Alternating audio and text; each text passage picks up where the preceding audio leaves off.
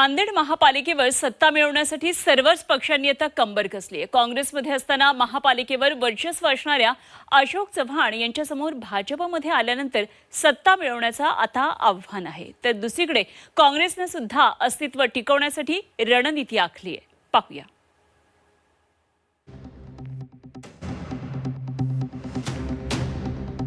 नांदेड महानगरपालिकेत 2017 मध्ये काँग्रेसला एकहाती सत्ता मिळाली होती। अशोक चव्हाणांच्या नेतृत्वाखाली काँग्रेसनं नांदेड महानगरपालिकेवर झेंडा फडकवला होता।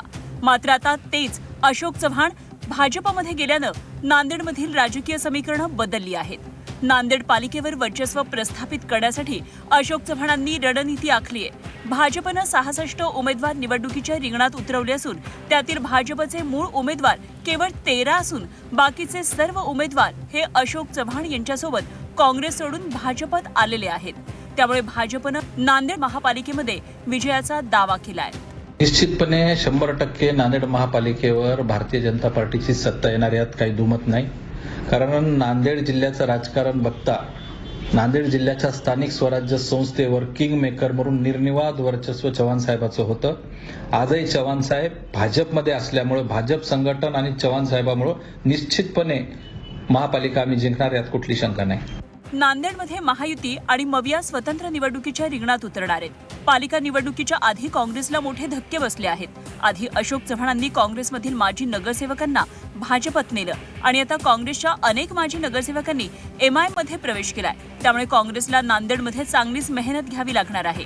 काँग्रेसनं नांदेडमध्ये वंचित सोबत आघाडी केली आहे। त्यामुळे काँग्रेस 61 आणि वंचित 20 जागांवर निवडणूक लढवत आहे। नांदेडमधली काँग्रेस ही कधी न संपणारी काँग्रेस आहे।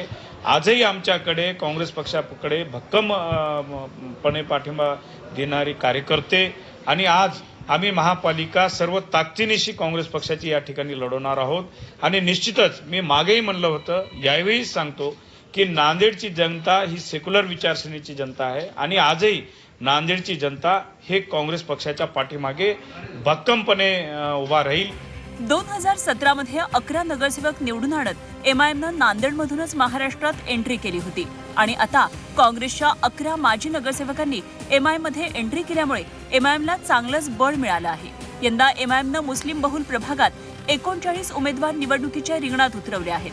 त्यामुळे नांदेड पालिकेच्या सत्तेच्या चाव्या MIMच्याच हातात असणार असा दावा MIM कडून करण्यात आलाय। तर दुसरीकडे ठाकरेंच्या शिवसेनेनं देखील पालिकेवर त्यांचाच विजय होणार असल्याचा दावा ठोकलाय।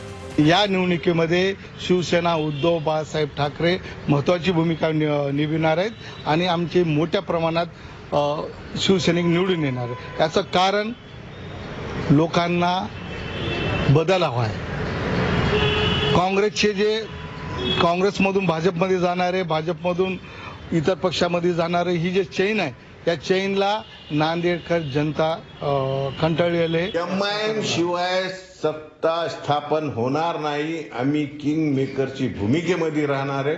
मी आज तुम्हाला गवाही देतो की MIM शिवाय पर्याय नाही आणि सत्तेची चावी MIM पाशी राहणार आहे। नांदेडमध्ये शिवसेना आणि राष्ट्रवादी काँग्रेसची युती व्हावी यासाठी सुरुवातीपासून राष्ट्रवादीचे आमदार प्रताप पाटील चिखलीकर आणि शिवसेनेचे आमदार हेमंत पाटील प्रयत्नशील होते। मात्र दोन्ही पक्षाकडून स्वतंत्रपणे उमेदवारी अर्ज दाखल करण्यात आले आहेत। त्यामुळे 2 तारखेपर्यंत त्यावर तोडगा काढू असा विश्वास चिखलीकरांनी व्यक्त केलाय।